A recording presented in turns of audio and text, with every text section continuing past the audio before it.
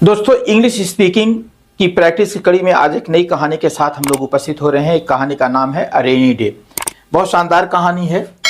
देखिए, यहाँ पे है Ravi wakes up early in the morning. Ravi जो है सब्जेक्ट की तरह काम कर रहा है। बात वही है पुरानी वाली जो आप देखते हैं कि जो है रेड ग्रीन किससे दिखाया गया है, सब्जेक्ट है, वर्ब और लिंकिंग वर्ब रेड से है, और ऑब्जेक्ट जो है ये डार्क ब्लू से फ्रेज है, और सब्जेक्ट कॉम्प्लीमेंट है, ऑब्जेक्ट कॉम्प्लीमेंट है, क्लास है। इसको बार बार नहीं बताना है। आगे देखते हैं इसमें क्या होता है। रवि वेक्स अप, रवि इसमें सब्जेक्ट की तरह काम कर रहा है। वेक्स अप ये वर्ब है। अर्ली इन द मॉर्निंग ये ऑब्जेक्ट की तरह काम कर रहा है। रवि सवेरे उठता है। He looks outside the window, और वो बाहर के खिड़की के बाहर देखता है। ही इसमें सब्जेक्ट की तरह काम कर रहा है।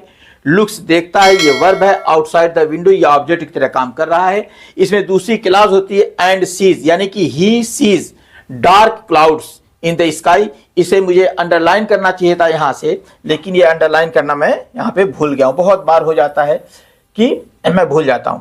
तो वो जो है ये उसी का ये दूसरा वर्ब है।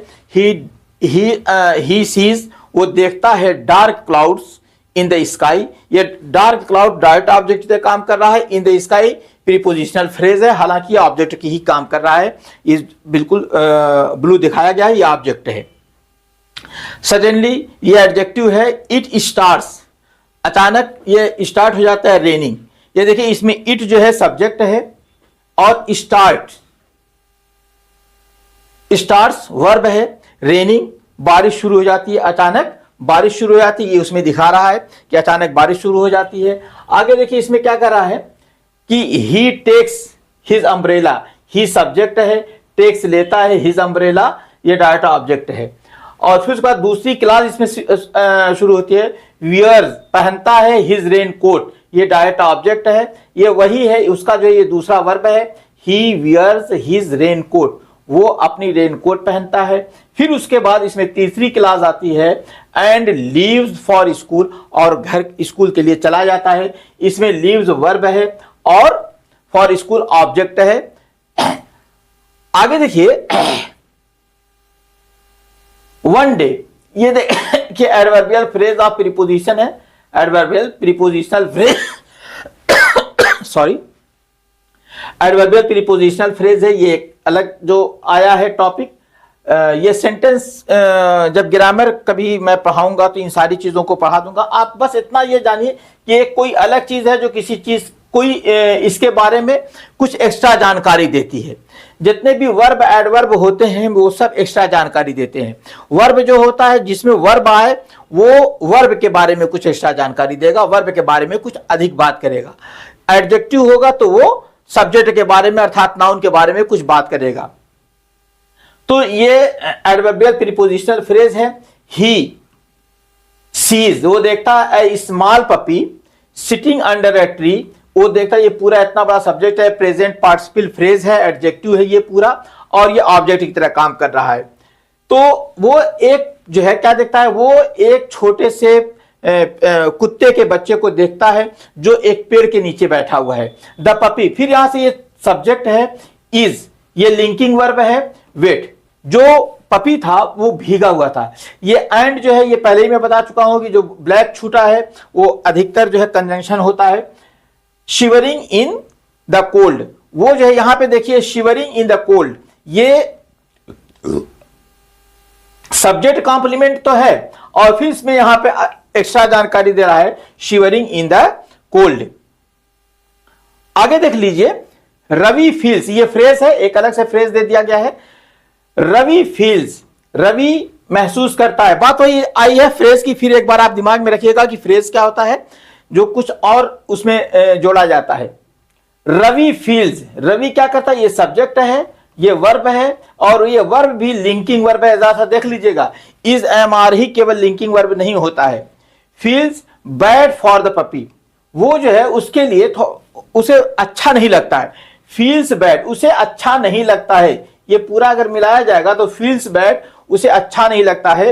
फॉर द पपी, उसे पप्पी के लिए अच्छा नहीं लगता है। ये पूरा प्रीपोजिशनल फ्रेज है। देखिए ये जो है ना, ये बैड जो है ये इसका पार्ट है, थोड़ा थोड़ा कभी कभी जब कलर इसमें लगाओ तो इसको जब सेलेक्ट करो तो करता हूं तो थोड़ा इधर का उधर हो जाता है। Feels bad for the puppy, for the puppy ये प्रीपोजिशनल फ्रेज है, हालांकि ये सब्जेक्ट कॉम्प्लीमेंट है।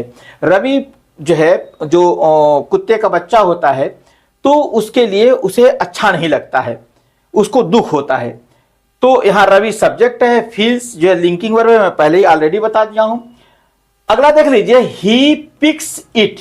देखिए ही सब्जेक्ट है, वर्ब है, इट ऑब्जेक्ट है, और इसी का ये पार्ट है पिक्स अप, उसे उठा लेता है। और फिर यहां पे यहां कंजंक्शन है, और फिर यहां से दूसरी क्लास शुरू होती है, takes it to the dry place near a shop. वो उसे एक ड्राई प्लेस पर, सूखे स्थान पर लेके जाता है, एक दुकान के पास सूखे स्थान पर लेके जाता है।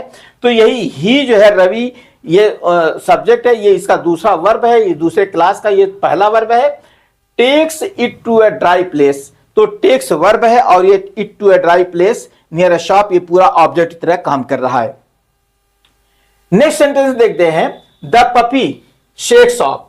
शेक्स ऑफ के माने जो होता है बदन को हिला करके अपनी पानी को झाड़ना, तो शेक्स ऑफ अपने बदन को हिलाता है।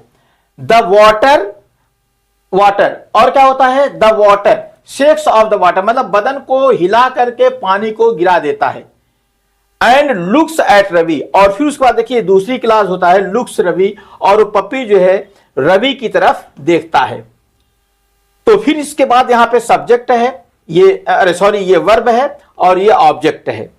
यहां पे भी ये पूरा यहां पे अंडरलाइन मुझे करना चाहिए था, ये अंडरलाइन नहीं हुआ है क्योंकि ये इसी की दूसरी क्लास है।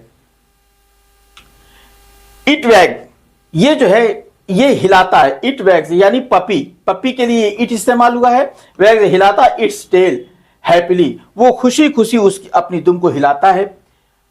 अगला सेंटेंस आता है, रवि स्माइल्स, रवि मुस्कुराता है। रवि सब्जेक्ट है, ये वर्ब है। एंड पैट, और उसे थपथपाता है, जैसे धीरे धीरे थपथपाने को कहते हैं।